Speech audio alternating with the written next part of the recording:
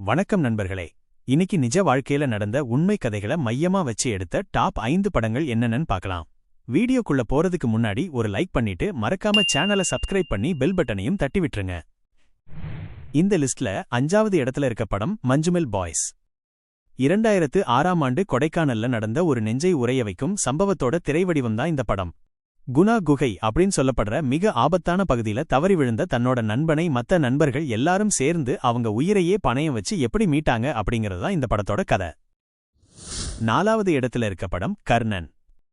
1995ஆம் ஆண்டு தூத்துக்குடி மாவட்டம் கொடியங்குளத்துல நடந்த ஒரு நிஜ சம்பவத்தை அடிப்படையா வச்சுதான் இந்த படம் எடுக்கப்பட்டது. 1995 ஆகஸ்ட் 31 அன்னைக்கு கொடியங்குளம் கிராமத்துல ஒரு மிகப்பெரிய போலீஸ் தாக்குதல் நடந்தது. ஒரு பேருந்து நிறுத்தத்துக்காக ஒரு கிராமமே போராடினதும் அதனால நடந்த மோதல்களுமே இந்த படத்தோட கரு. படத்துல வர்ற மாதிரியே நிஜத்திலையும் அந்த மக்களோட வாழ்வாதாரங்கள் மற்றும் உடைமைகள் ரொம்பவே கடுமையா சேதப்படுத்தப்பட்டது. 3வது இடத்துல இருக்க படம் தீரன் அதிகாரம் 1. 1990 காலகட்டத்துல நெடுஞ்சாலைகள்ல ரொம்பவே கொடூரமா கொள்ளையடிச்சு வந்த ஒரு கும்பலை நம்ம தமிழக போலீஸ் நார்த் இந்தியா வரைக்கும் போய் எப்படி பிடிச்சாங்க அப்படிங்கறத ரொம்ப தத்ரூபமா இந்த படத்துல காட்டியிருப்பாங்க.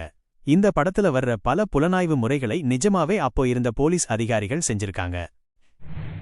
2வது இடத்துல இருக்க படம் சூரரை போற்று. இது ஏர்டெக்கான் நிறுவனர் ஜி.ஆர். கோபிநாத் அவர்களோட வாழ்க்கையை அடிப்படையா கொண்டது. சாதாரண மக்களும் குறைந்த விலையில விமானத்துல பயணம் செய்யணும் அப்படிங்கிற ஒரு மனிதனோட லட்சியமும் அதுக்காக அவர் எதிர்கொண்ட பல தடைகளும் தான் இந்த படத்தோட கதை. முதல் இடத்துல இருக்க படம் ஜெய் பீம்.